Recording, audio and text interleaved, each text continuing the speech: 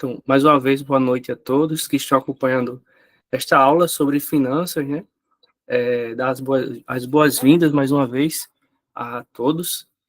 E antes de tudo, mais uma vez, falar sobre o tema, né? A importância do tema de finanças pessoais, o tema da educação financeira, que é tão caro para a sociedade, tão caro para o nosso país, e tão caro para as famílias como um todo, né? Que carecem dessa informação, carecem de aprender sobre finanças. Então, trago esse tema que desperta a curiosidade de todos, os 4 pilares da vida financeira. Peço que quem puder abrir a câmera para acompanhar também, né? Fique à vontade, só para diminuir a distância, né? De certa forma, é uma facilidade também estarmos nos encontrando online. Aqui tem gente de todos os estados, ou não de todos, né? Mas de vários estados. Então, isso facilita essa conversa, essa comunicação. Como avisei no início, então vou fazer a exposição aqui do conteúdo e após vocês vão anotando, aí de acordo com o conteúdo vão anotando e no final vocês podem fazer seus questionamentos, certo? Vou deixar o espaço para quem quiser.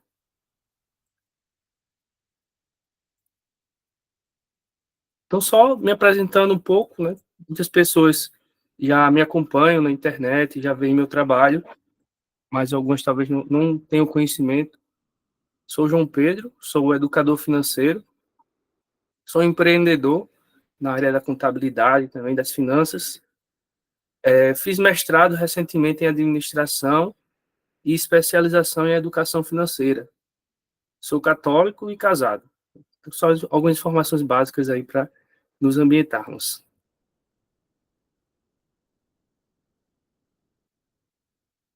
Logo de início aqui, eu queria trazer um vídeo que vai nos ajudar a entender um pouco sobre as finanças. Conteúdo sobre educação financeira nós encontramos em qualquer lugar, né?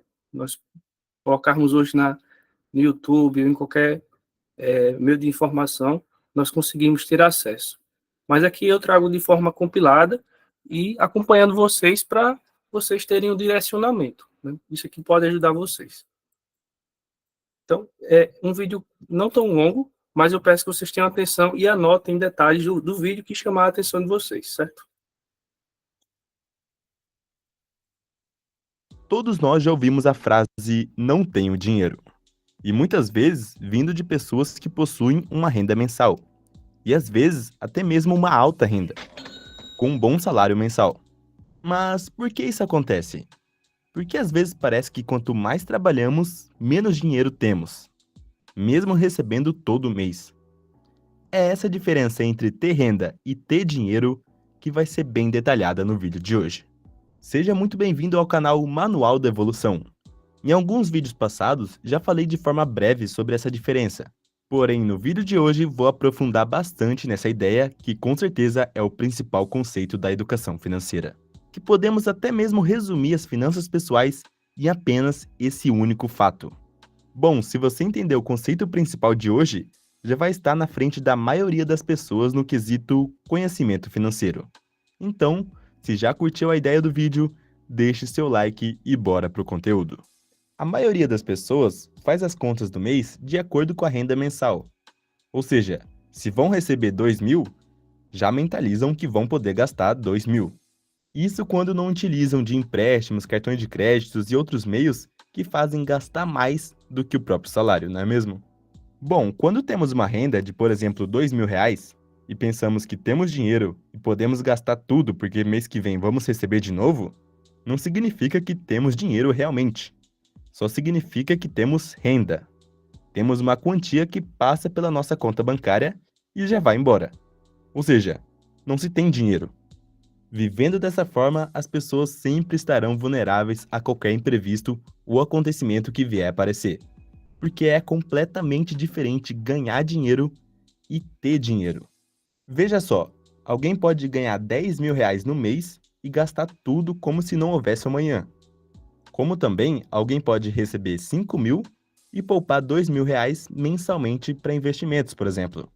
Imagine isso em cerca de alguns anos. Quem estaria melhor financeiramente, mantendo esses mesmos hábitos financeiros?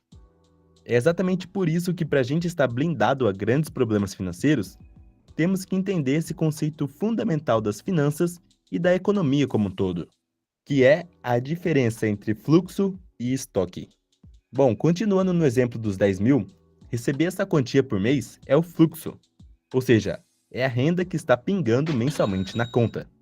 Então, como já falei em outros vídeos, vamos imaginar o fluxo como uma torneira que, quando aberta, pinga a renda. O fluxo. Agora, para onde vai todo esse fluxo?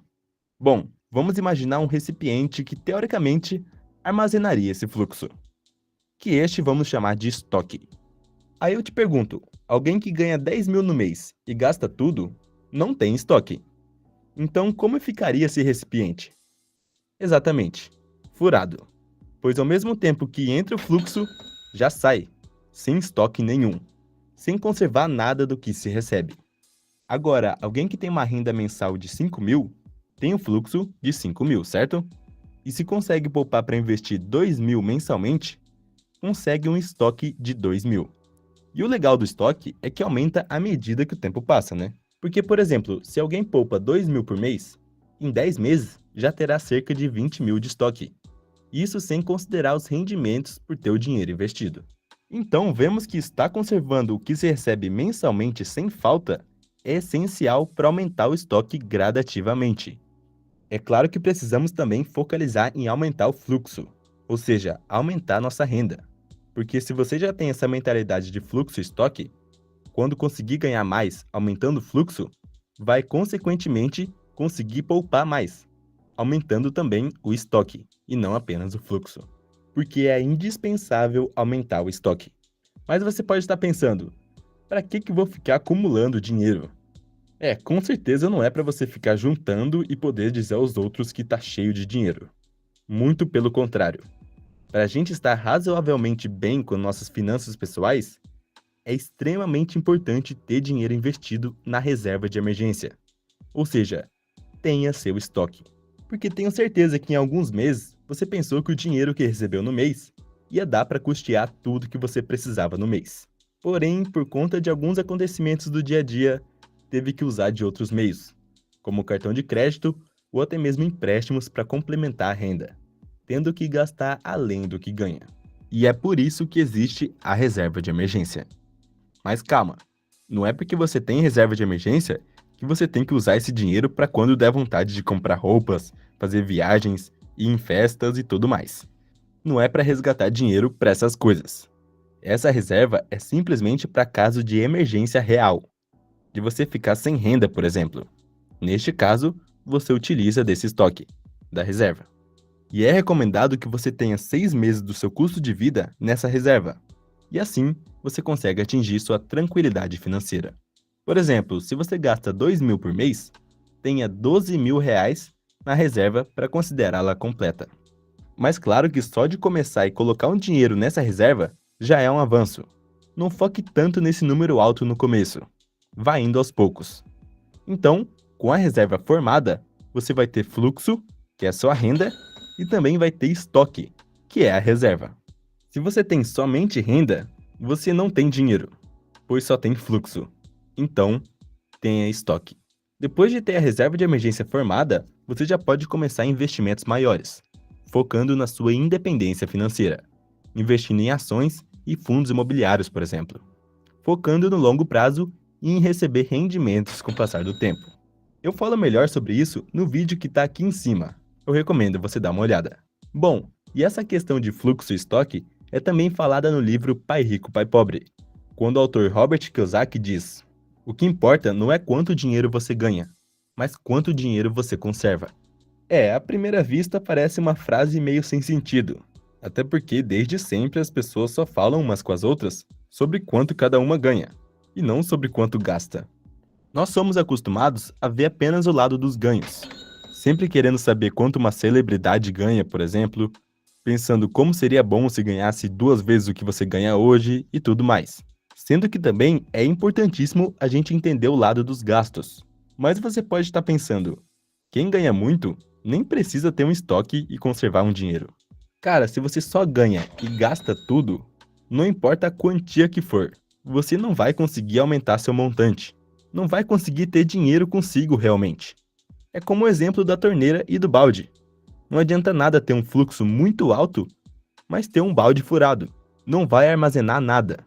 Mas é claro, alguém que ganha 100 mil por mês, por exemplo, e vive gastando 100 mil, consegue um padrão de vida muito bom, com ótima casa, ótimos carros e tudo mais.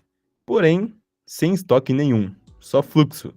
E com certeza, antes que alguém comente alguma coisa, alguém que ganha 100 mil no mês consegue poupar tranquilamente uma grande parte do que ganha, podendo ser até 50% do que ganha para investimentos, e ainda viver com os outros 50%.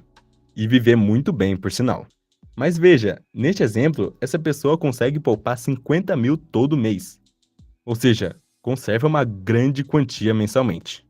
Mas agora, voltando para a realidade da maioria dos brasileiros, alguém que ganha 2 mil no mês e consegue poupar mensalmente 500 reais, no âmbito das finanças pessoais, está muito melhor do que alguém que ganha 4 mil todo mês e vive gastando tudo que recebe, pelo motivo de só ter fluxo e nada de estoque. Então, com todo esse conceito, entendemos que precisamos sim ganhar bem, ou seja, aumentar o fluxo de renda, ou até mesmo aumentar as fontes de renda, criando novos fluxos. Até porque quanto mais a gente ganhar, mais vamos conseguir poupar e, consequentemente, aumentar o estoque, principalmente fazendo isso todos os meses. É aquela questão de viver sempre um degrau abaixo do salário, de viver com menos do que você recebe. É o lema aqui do canal, né? Nunca gaste tudo que ganhar.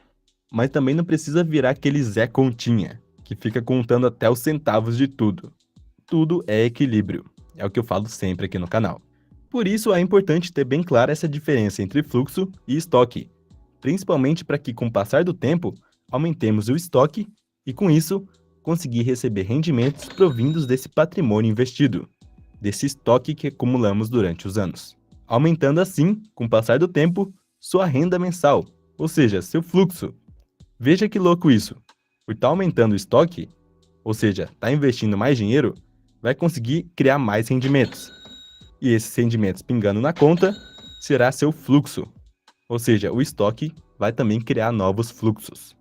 Além disso, existem os juros compostos que aceleram todo esse processo, e que quanto antes começarmos a investir, melhor. Principalmente para ver o poder dos juros compostos acontecendo. Neste vídeo que está aqui na tela, eu falo de uma forma mais detalhada sobre o assunto. Recomendo você dar uma olhada. Muito obrigado por assistir até aqui e até o próximo.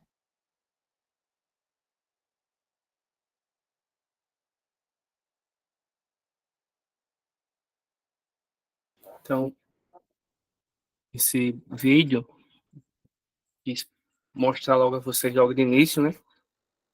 Para fazer uma revisão, uma breve revisão, né? De alguns conceitos importantes aí para nós darmos prosseguimento ao conteúdo aqui da nossa aula.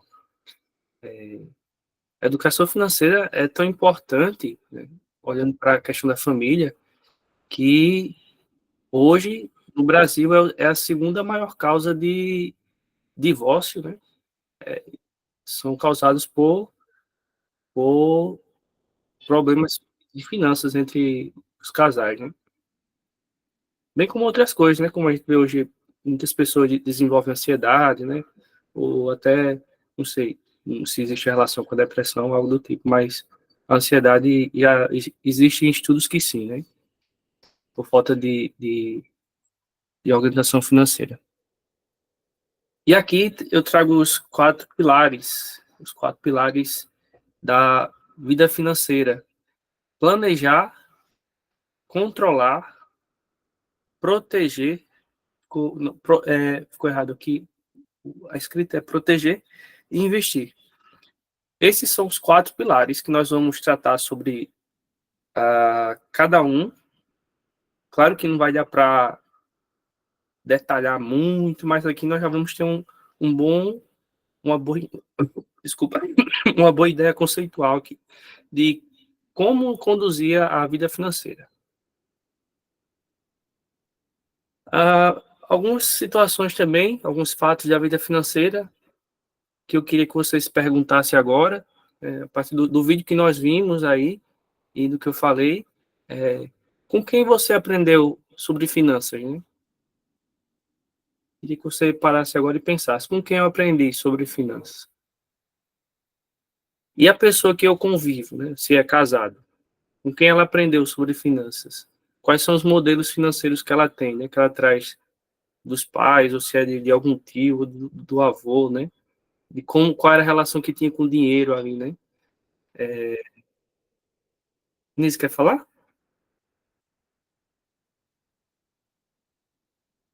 Não, Bateu, João Pedro. tá bom. Continuar. Porque bateu na mãozinha ali, que você quer falar. Tá bom.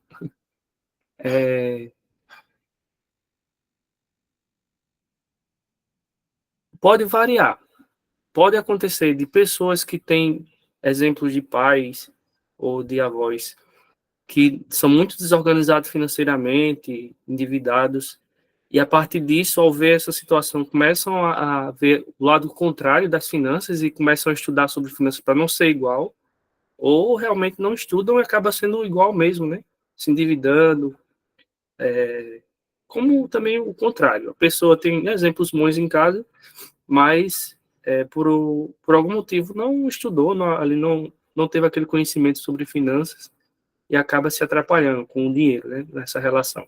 Como o próprio vídeo diz, né, a pessoa olha para, às vezes, um jogador de futebol que ganha muito e pode acontecer dele não ter nada, acabar a sua carreira com R$ 0 na conta, né? E isso passa também pela questão do perfil financeiro, que eu mostro aqui, né, nesse quadro aqui. O perfil financeiro.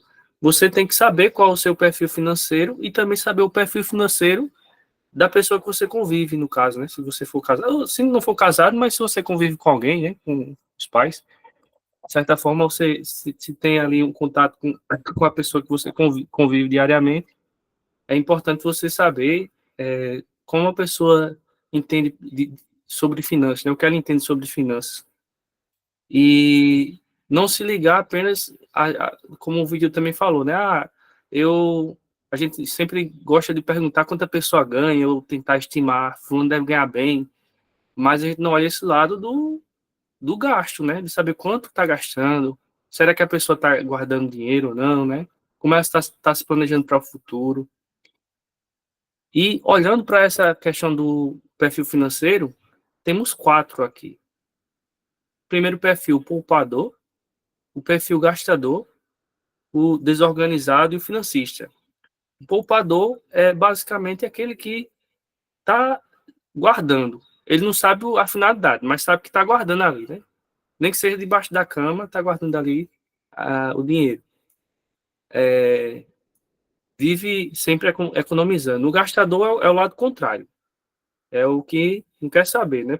Não olha nem quanto é que tem para amanhã. Não quer saber do amanhã. Está sempre ali querendo agradar as pessoas e vai, gasta, né? Compra presente e não olha para o saldo tá na conta. O desorganizado é aquele que vive da providência de Deus, né? Tipo, segura na mão de Deus e vai. Ele não sabe como acontece, mas sabe que sempre a conta fecha no final. Às vezes, por ter uma renda boa, não sei, né? Mas a pessoa acaba, vou gastar aqui, e no final as contas fecham e dão certo, né? Mas é puro risco, né? Vivendo ali na aventura. Pode ser que um dia a pessoa acaba entrando numa dívida e se atrapalhando, né? Outra coisa, o financista. Quando nós olhamos para o financista, é um exemplo de uma pessoa que já entende sobre finanças, que sabe que é importante investir para o futuro, pensar na independência financeira, que eu não sei se vocês perceberam no vídeo, falou sobre independência financeira, né? Pensar no longo prazo sobre isso, como se organizar para o futuro. Mas olhando para esses 4 perfis, você se encaixa em um desses 4. Ou é poupador, ou é gastador, ou é desorganizado, ou é financista, né? Depois vocês vejam aí, podem também estudar um pouco mais, procurar saber sobre isso. E não quer dizer que é uma coisa fixa. Você pode ter um perfil desses e A partir do momento que você identificar, eu sou gastador, ou pode ser um gastador desorganizado, pode ser os dois. Então, se você identifica que é assim, aí você pode tentar melhorar, né? Passar para ser um poupador, depois passar a ser um financista, né? Pode ir migrando aí de relação, a sua relação com o dinheiro. E outra coisa aqui é quais os sonhos, né? Quais os seus sonhos? Você precisa conversar para decidir quais são os seus sonhos em relação aqui especificamente a casal. Quando você é casal, muitas vezes um pensa de um jeito, outro pensa do outro, né? O casal tem o esposo quer viajar muito, a esposa é de ficar mais em casa. Aí um se planeja para gastar viajando, o outro quer gastar, não sei, quer comprar um carro, uma coisa assim. E são sonhos diferentes, né? Então é necessário alinhar esses sonhos para chegar a uma decisão, né? E é importante cada um saber o que o outro pensa, né? O que o outro sonha. Por isso, nós entramos aqui no primeiro pilar, planejamento financeiro. Quando nós falamos planejamento financeiro, o primeiro passo para alcançar qualquer objetivo financeiro é se planejar. E o planejar, ele envolve aqui 4 palavrinhas que eu coloquei inicialmente aí: prioridades, metas, objetivos e sonhos. Todos vão levar a um sonho, né? A prioridade, a meta e o objetivo, a setinha direcionando para o sonho, né? Então, o que é prioridade? Quando nós pegamos prioridade, a prioridade é algo que você é mais necessidade agora, o que é necessidade sua agora. Eu tenho que pagar uma dívida. Então, essa é a sua prioridade agora. Mas para pagar essa dívida, eu vou ter que fazer o quê? Vou ter que ter alguma meta, né? Então, vou ter que estabelecer uma meta. Eu preciso, durante 3 meses, guardar tanto para quitar essa dívida. Preciso me programar para pagar o cartão de crédito, né? São prioridades e metas, estão relacionados. Mas quando a gente fala de objetivos, eles são mais direcionados, as metas também, mas os objetivos estão direcionados para o sonho. Então, nós temos um sonho de comprar uma casa, mas não é um sonho que a gente vai realizar da noite para o dia. Pode ser que realize, né, se tiver o dinheiro ali, mas na maioria dos casos a gente tem que se preparar bem para realizar esse sonho. Então, tem que ter os objetivos que vão levar ao sonho, né? O objetivo primeiro é o quê? Vou arrumar um emprego que me dê uma renda boa. Segundo objetivo, vou guardar X reais para esse meu sonho. Até 1 ano, depois de 2 anos. E aí são os objetivos que você vai traçando para alcançar o seu sonho, né? Quando eu pergunto, às vezes, na consultoria que eu faço às pessoas, né, qual o seu objetivo? A pessoa diz, ou qual é o seu sonho? A pessoa diz, o meu sonho é quitar minhas dívidas. Eu vou ser feliz se eu quitar minhas dívidas. Aí eu digo, já começou errado aí, porque ninguém sonha em pagar dívida. Se o seu sonho é pagar dívida, quando você pagar a dívida, qual vai ser o próximo sonho que você vai realizar? Fazer outra dívida. Então nunca vai sair da dívida, né? Vai acabar ficando ali sempre naquele ciclo que sem fim de dívida. Então o sonho pode ser uma prioridade. Você tem uma prioridade, a dívida pode ser uma prioridade e está ali, mas com um objetivo maior de realizar um sonho. Meu sonho é fazer um curso, meu sonho é fazer uma viagem para um lugar muito lindo, né? Meu sonho é que meus filhos cresçam com uma boa educação, né? Meu sonho é ter uma casa, ter um carro, não sei qual é o seu sonho. Mas esses são normalmente os sonhos de um brasileiro comum, né? Na sua fase ali de desenvolvimento, né? E aí, esses objetivos, para chegar a esse sonho, nós temos os objetivos de... Desculpa, estou me recuperando da gripe ainda.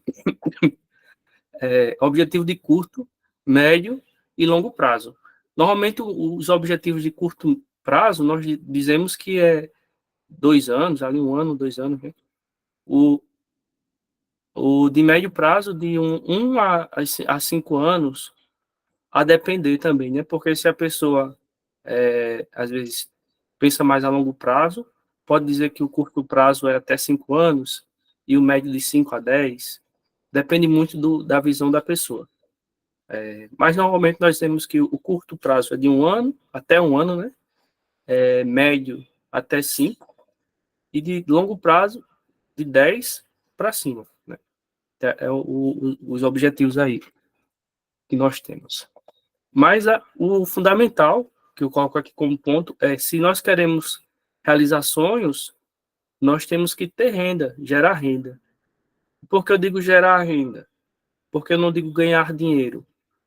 Porque ninguém ganha dinheiro. Nós ganhamos dinheiro quando nós somos criança, né? Ou temos alguma coisa assim, que recebemos alguma doação, né? A gente ganha dinheiro. Mas na vida normal, acontecendo, nós temos que gerar dinheiro. Nós que fazemos o dinheiro chegar, né? E o que vai lhe ajudar a realizar seus sonhos é você gerar o dinheiro. Não o dinheiro em si, mas você, quando tem os sonhos, aí você corre atrás, né? Quantas vezes nós estamos precisando, às vezes, fazer, acontece muito na igreja, né? A igreja precisa fazer uma reforma, o sonho da igreja, vamos supor, né? O sonho da igreja, da paróquia, é realizar a reforma da igreja. É o sonho. Aí faz o quê? Vamos fazer uma campanha. Fez o quê? Criou um objetivo, né? Uma meta ali. A meta é vender não sei quantos mil de bingo. Pronto, vai lá e faz esse objetivo, atingir o objetivo. Aí agora fazer o quê? Realizar o sonho de pintar a igreja, digamos assim.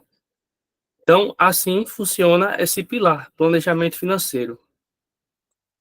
Vão anotando aí, se tiver alguma dúvida, né? Se tiver tudo claro, também, tranquilo. O segundo pilar que nós tratamos é o pilar do controle financeiro. E aí tem uma frase muito comum que nós usamos no meio das finanças, que é: o que não é medido não é controlado. Como você vai saber se precisa diminuir seus gastos se você nunca anota ele? Se você não registra? Se você não controla? Por isso, eu trago os pontos aqui, inicialmente, o ponto do orçamento mensal. Você saber, ou você ter um orçamento mensal, é fundamental para você se organizar e ter um controle das suas finanças. Para você organizar e realizar seu sonho do pilar 1, né? Do pilar lá do planejamento financeiro. Tem que ter esse controle. E esse orçamento você vai fazer o quê? Vai dividir ali por alimentação, saúde, educação, como a gente já sabe, ou pelo menos creio que você já tenha visto sobre isso, né? Com essa divisão. Também tem a divisão de custos de despesas variáveis ou despesas fixas que nós fazemos, mas o importante é você saber quais são os seus gastos, que é justamente esse rastreamento das despesas, fazer esse levantamento, que é justamente você pegar, quem usa muito cartão de crédito, que está muito em uso, né? Pegar o cartão de crédito e a cada item você ir pegar e classificar. R$ 5 no supermercado. Aí depois teve mais R$ 10 no supermercado. Depois teve mais R$ 5, depois mais 10. Você vai somando e colocando no segmento alimentação. Vai ver transporte, quanto está indo, né? E vai juntando nesse segmento para você saber quanto você está gastando. E isso vai ser o seu diferencial para você poder avaliar. Muitas vezes as pessoas se perdem nesse quesito porque pensam que é só registrar. Estou só registrando lá, estou anotando, estou colocando no papel tudo que eu estou gastando. Tá, mas você está anotando depois, faz o quê? Está somando? Está Tá sendo, como é que tá em comparação com o mês passado? Gastou mais do que o mês passado? Ou gastou menos? Né? Como é que está sendo essa análise? Aí vocês têm que ver aqui a importância de analisar, né? De analisar as suas despesas. Aí outro ponto aí, reduzir os gastos desnecessários. Você só vai saber quais são os gastos desnecessários se você tiver esse controle. Ou não nem que seja desnecessários, mas que às vezes está extrapolando. Ah, estou gastando muito com lazer. Eu não tenho uma meta, né? Vamos supor, eu recebo R$ 2.000 e R$ 500 está sendo com lazer. Mas será que eu consigo reduzir para 400? No mês vai ser já R$ 100 a menos ali de lazer. Você vai ter para outra atividade ou para guardar, não sei, depende da situação da pessoa. Não dá para saber se dá para guardar assim de imediatamente. Já é R$ 100 no mês, né? Você gasta ali a menos com lazer. O importante é você estar sempre analisando, não é uma questão fixa, né? Não existe essa coisa fixa, é dinâmico. As finanças é dinâmica, você tem que estar sempre atento ali para saber como é que é quase como vida, tem vida própria ali, né? Você vai comprando, vai gastando, e se você não vai anotando e analisando, que é o importante, você se perde. E aí, para isso, o último ponto, as ferramentas de planejamento, seja papel, seja planilha ou algum sistema, o que for mais acessível. O que eu indicaria aqui, dos três, eu indicaria a pessoa usar a planilha. Tem os sistemas? Tem os sistemas. Mas os sistemas, esses aplicativos de finanças, você não só pode usar ele por si só. Também, se você usar ele, você tem que usar e classificar lá para identificar. Porque às vezes você faz uma compra no cartão de crédito numa lanchonete, aí aparece o nome de uma pessoa lá que você não sabe nem quem foi. Aí quando você vai olhar, você não lembra nem onde foi que comprou. Aí o sistema classifica como indefinido, e você vai ficar lá sem saber. Eu sou do tempo do Zinc, anoto na agenda. Mas já é alguma coisa. Anotar já é importante, né? Se não tem muita facilidade com planilha, papel, não tem segredo, né? Uma dica que eu sempre dou ao pessoal que eu faço mentoria, às vezes criar um grupo no WhatsApp para só você e você mesmo, suas finanças. E anotar ali na hora os gastos que você tem, se for no dinheiro, né, uma coisa assim, que não fica registrado. Porque se for no cartão do Pix, fica registrado, né? Mas você registrar no celular para não perder, e depois você vai somando para ter esse controle. Com que frequência é isso? Eu já estou fazendo as perguntas que talvez vocês vão fazer lá no fim da conversa aqui, né? Não sei. Você vai se adaptar e isso é uma educação financeira que você vai ter que ir fazendo. Vai depender muito do seu perfil, como a gente viu o perfil financeiro. Se você é uma pessoa descontrolada ou desorganizada, né? Gastadora, quer dizer, você vai ter mais dificuldade de fazer esse controle financeiro, né? Ficar, às vezes não quer nem abrir o cartão de crédito. Agora, se for uma pessoa financista ou poupador, quando chega na hora de, tem que analisar o cartão, tem que analisar aqui as finanças, já fica animado, curioso para fazer o levantamento, né? Então, depende muito do perfil da pessoa também, de como vai reagir nesse momento, né? Basicamente é isso.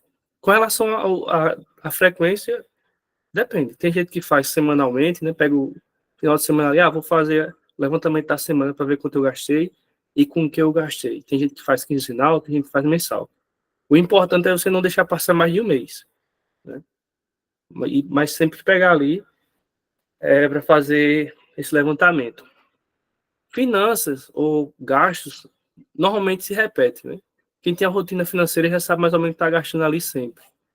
Então, se você fizer pelo menos uma vez na sua vida, você fizer esse levantamento mensal para você ter uma ideia se realmente é o que está na sua cabeça, você já vai ter uma noção de onde precisa diminuir de custos, né? Onde pode diminuir. Ou até onde pode acrescentar mais. Porque tem gente, às vezes, que gasta tanto no setor da vida Às vezes não tem um lazer, que é essencial também, é importante. Às vezes não deixa um valorzinho ali para investir em conhecimento, né? Em comprar um livro, ou comprar um curso que vai lhe ajudar a crescer mais ali, né? Alguma coisa, desenvolver.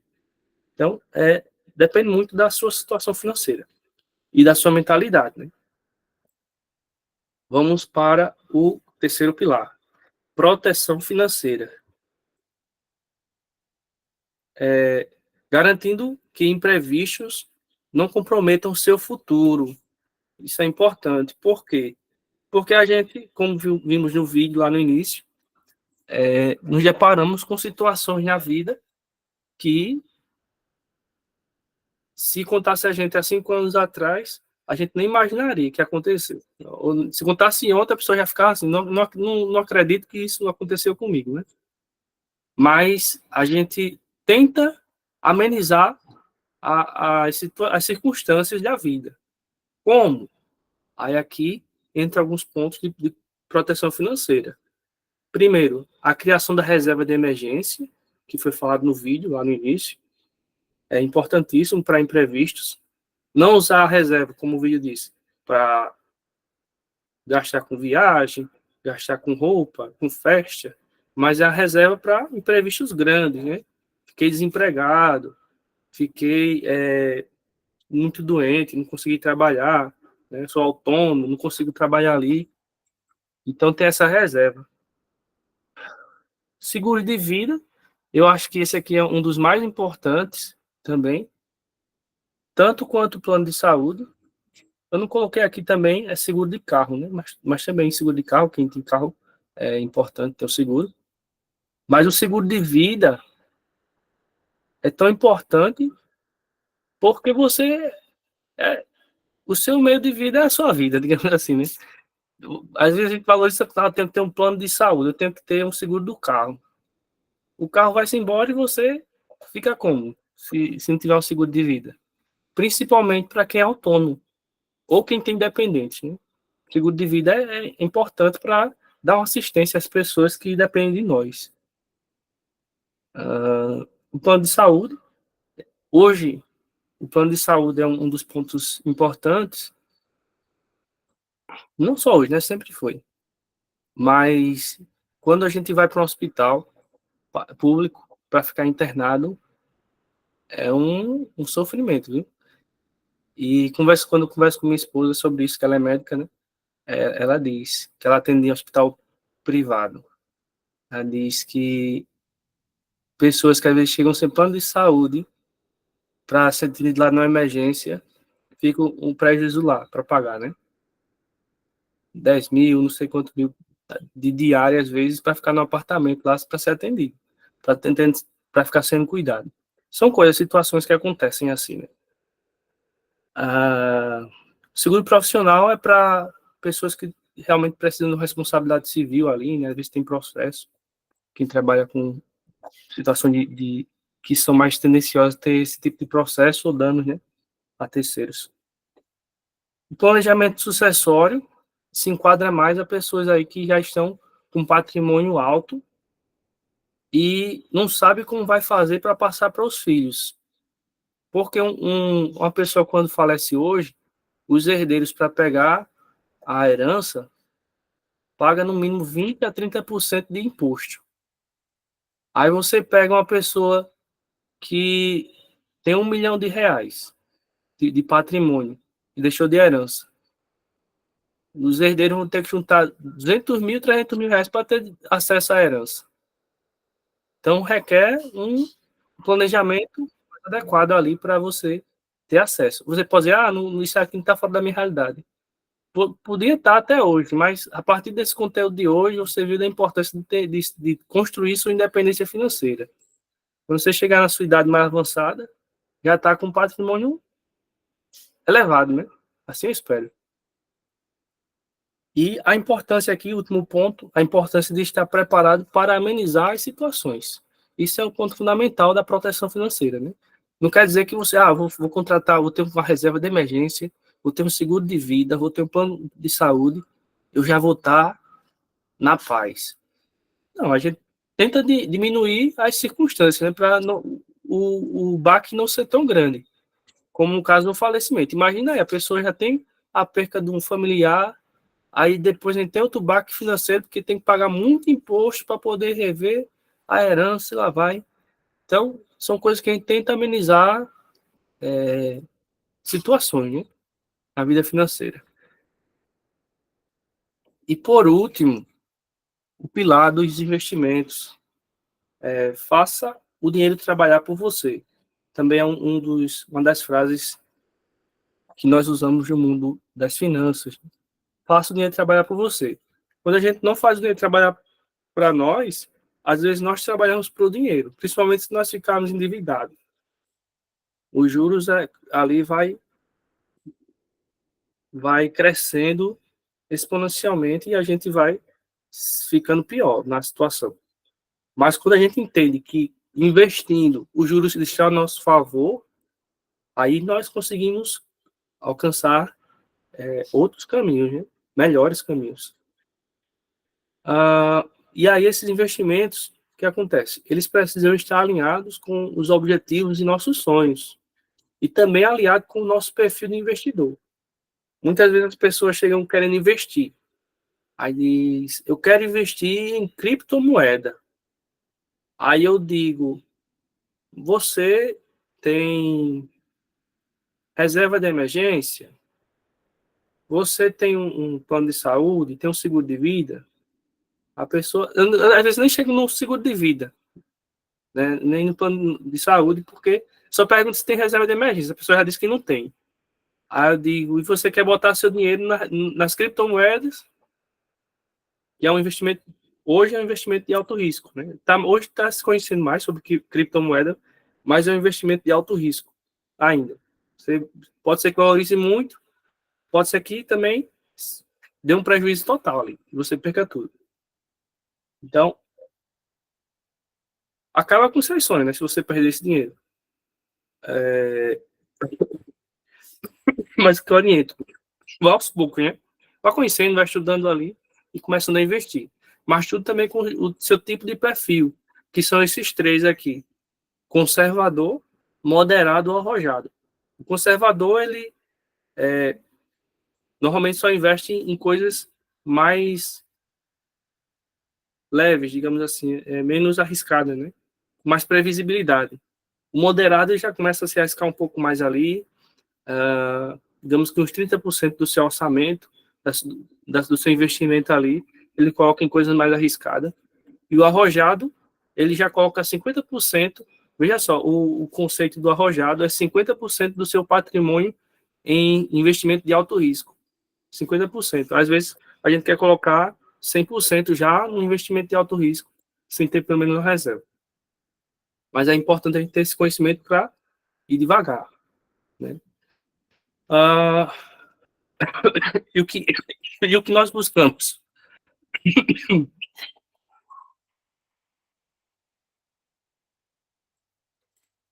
E o que nós buscamos quando nós investimos? Liquidez, rentabilidade e risco. A gente tem que olhar. Não quer dizer que liquidez é o quê? Quando você consegue imediatamente ter acesso ao que você investiu. Tem investimento que você não consegue acessar imediatamente, não tem liquidez. Às vezes você investe, só pode receber, ou pode só resgatar daqui a um mês, só daqui a 5 meses, 3 meses, né? Um ano, 2 anos. Rentabilidade é quanto vai lhe dar de retorno, né? Aquele investimento. E o risco. Normalmente estão associados risco e retorno. Quanto maior o risco, maior pode ser a rentabilidade, né? Maior vai ser a rentabilidade. Não quer dizer que maior vai ser o retorno.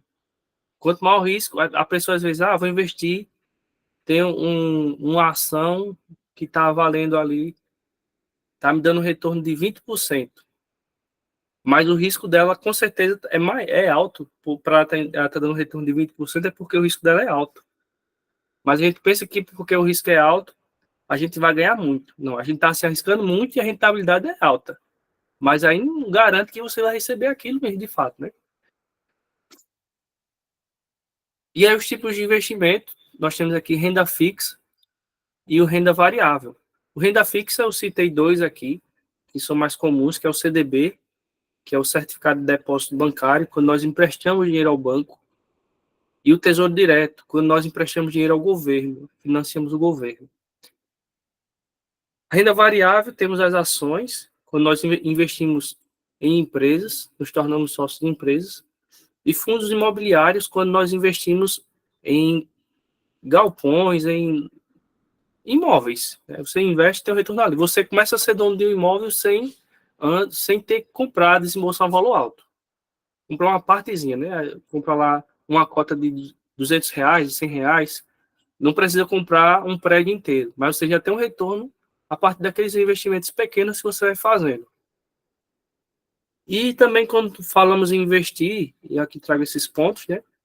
A questão de empreender e sobre conhecimento. Um dos investimentos mais altos que nós podemos fazer é empreender. Porque empreender, você é o próprio negócio, você tem seu próprio negócio, né? Não, você não está investindo em ações. São suas ações. Então, você pode ter um retorno alto, pode ter um retorno baixo, pode ter uma rentabilidade, um risco, ninguém sabe, né? O seu empreendimento. E a questão de conhecimento também, que nós temos que investir. Quando nós procuramos conhecimento, nós estamos também investindo para também crescer financeiramente. Então, basicamente, esses são os 4 pilares da vida financeira que nós trazemos para, digamos, nós temos uma ampla visão sobre finanças, sobre esse conhecimento. Eu trouxe ainda um vídeo, vou pedir a atenção de vocês aí mais um instante para outro vídeo, bem animado, assim, digamos assim, como outro, né, com desenho e tal, ajuda, dinâmico, né, bem dinâmico, ajuda a entender ali o assunto com os desenhos. Então, vou passar aqui para vocês, e aí ao final também nós continuamos aí com algumas perguntas para quem tiver. Vamos para o exemplo prático.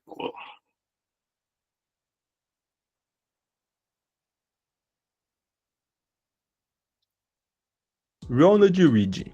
O incrível caso do homem que foi zelador e mecânico, que sempre viveu de forma simples e discreta, mas, para surpresa de muitos, deixou uma herança de 8 milhões de dólares, sendo o equivalente a 40 milhões de reais. Tá, mas como isso aconteceu?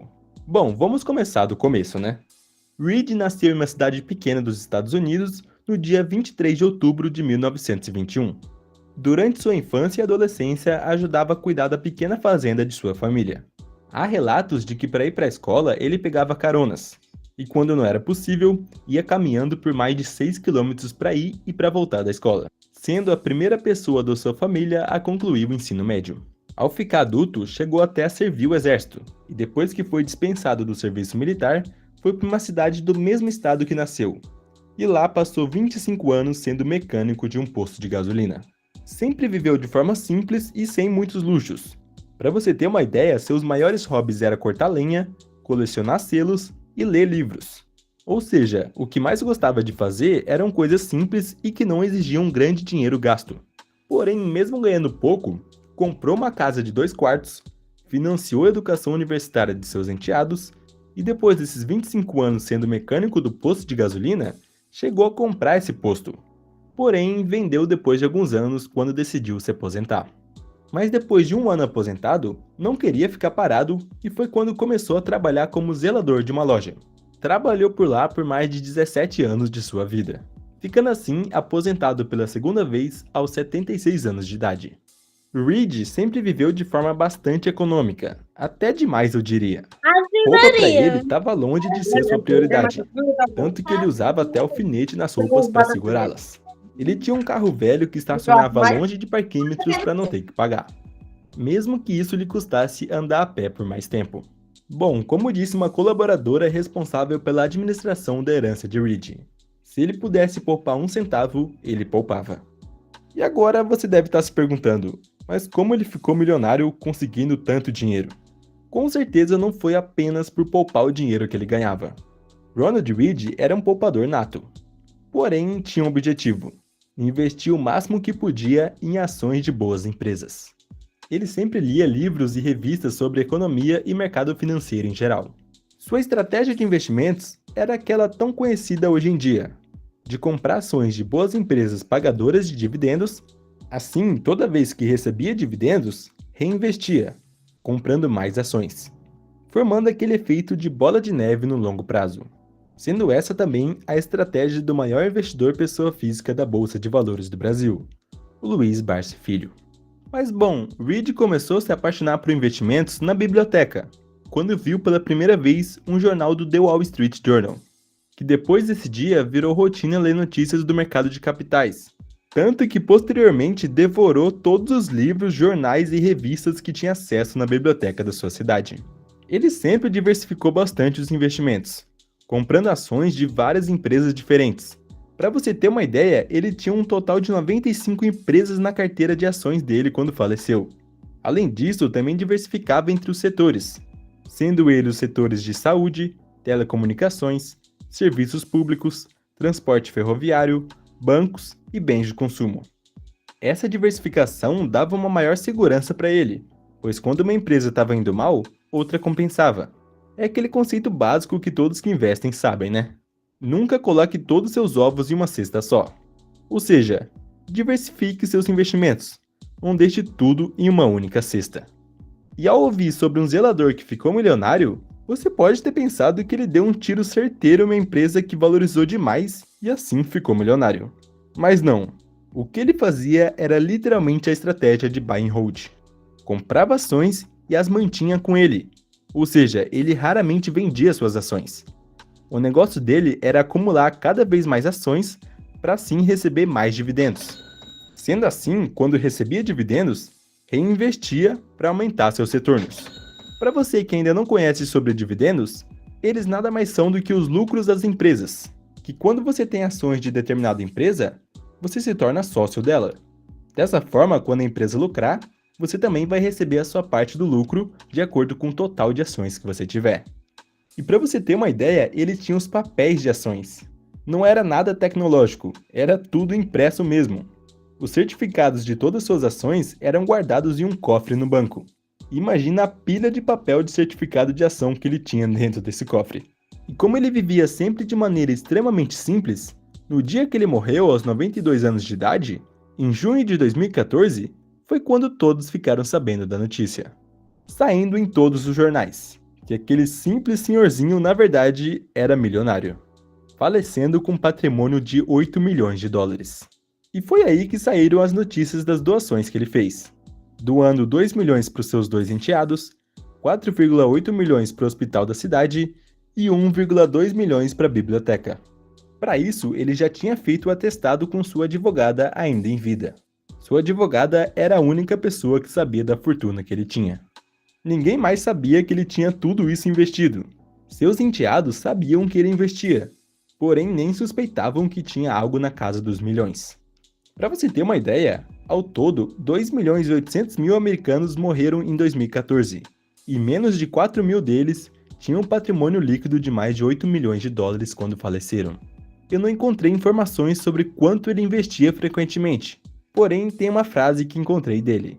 É uma questão de viver de uma certa maneira, manter seu estilo de vida sob controle e estar comprometido com seus planos. A ideia dele sempre foi o longo prazo, e como investiu por décadas de sua vida, o efeito de bola de neve de receber dividendos e reinvestir fez o retorno ser exponencial ao longo do tempo.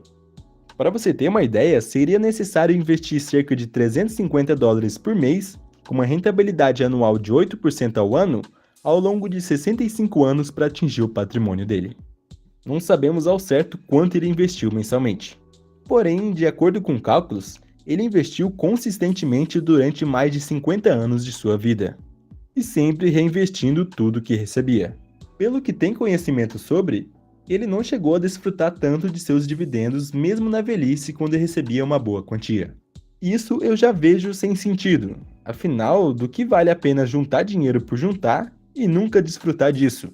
Mas tá, já falarei melhor sobre isso. De uma coisa que não tem como negar é que ele foi um exemplo de disciplina. Então aqui já vamos tirar algumas lições da história de Ronald Read. Viver com simplicidade e sem status. Como eu falei no vídeo anterior, o que tem de mais comum são pessoas que gastam mais do que ganham, querendo mostrar um estilo de vida que não podem, com aquele famoso jogo dos status. Para Reed, isso não existia. Sempre viveu humildemente e sem ostentar. É inegável a determinação e comprometimento que ele tinha com seus investimentos, sempre investindo o máximo que podia dentro das possibilidades que ele tinha. Outra lição que aprendemos com ele é a leitura. Durante toda a sua vida, Reed, mesmo não tendo tantos recursos, lia livros e jornais que estavam em seu alcance gratuitamente na biblioteca de sua cidade. Tirava o máximo de proveito possível dos livros que tinha à sua disposição. Mesmo sem faculdade, Reed sempre foi a favor da educação, tanto que financiou a faculdade de seus enteados e fez doações milionárias para a biblioteca de sua cidade. Lição 3: investir é para todos. Muitos têm aquele pensamento: investimento é só para quem já é rico, pensando que pobre não precisa investir porque não dá em nada. Bom, eu concordo que aqui no Brasil as coisas são mais difíceis, porém eu tenho certeza que investir nem que seja um pouco todo mês é melhor do que nunca investir nada. E é como eu sempre falo, é a partir do momento que começamos a investir mensalmente, isso torna-se um hábito. Você pode começar por aqueles investimentos seguros, os de renda fixa. Inclusive fiz até um vídeo sobre isso, vou deixar aqui em cima. Mas bom, criando o hábito de investir todo mês, quando você passar a ganhar mais no seu trabalho, vai também começar a investir mais mensalmente. Porque é o que eu sempre falo aqui no canal. Se investirmos pouco mensalmente, veremos resultados expressivos só depois de várias décadas investindo, com o famoso efeito da bola de neve de rendimento sobre rendimento. Agora, alguém que consegue investir uma boa quantia mensalmente, consegue ter rendimentos expressivos em bem menos tempo, investindo, por exemplo, em estudos para se qualificar no seu próprio trabalho e passar a ganhar mais com o passar do tempo. Mas para você ter uma ideia, veja essa simulação que fiz usando a calculadora de juros compostos. Essa linha verde são apenas de juros, apenas de rendimento sobre o investimento, enquanto o azul foi o total investido.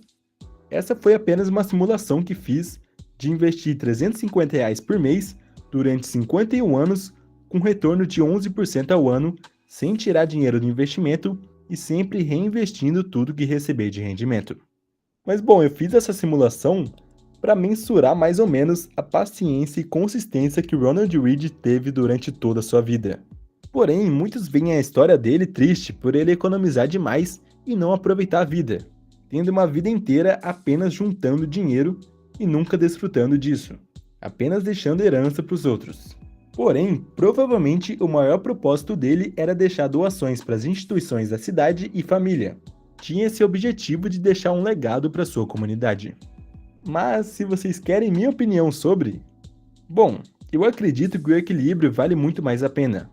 Não vejo sentido em investir apenas para investir, e sim investir para viver. É claro que eu não concordo em gastar demais entrando em dívidas por aí, mas também não acho legal economizar demais e viver só para economizar cada centavo e juntar dinheiro para o resto da vida. Bom, eu falo melhor sobre a questão de equilíbrio ou intensidade na hora de investir no vídeo que está aqui na tela. Muito obrigado por assistir o vídeo até aqui e até o próximo.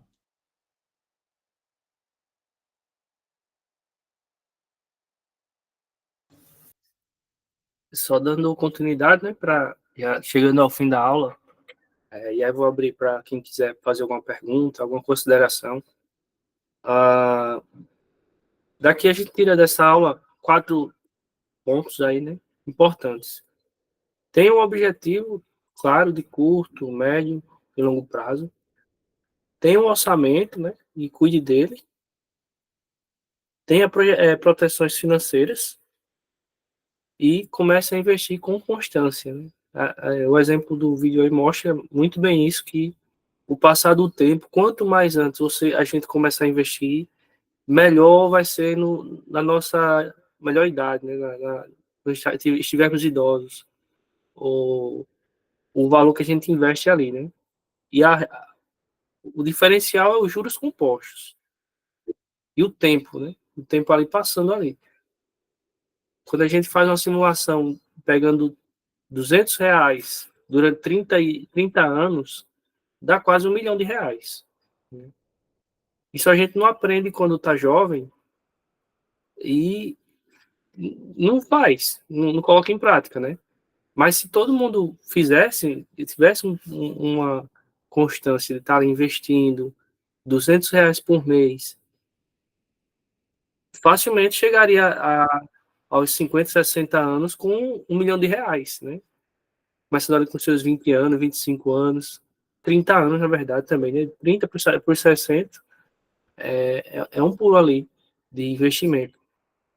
Isso eu estou considerando o valor de R$ 200, mas isso também não impede,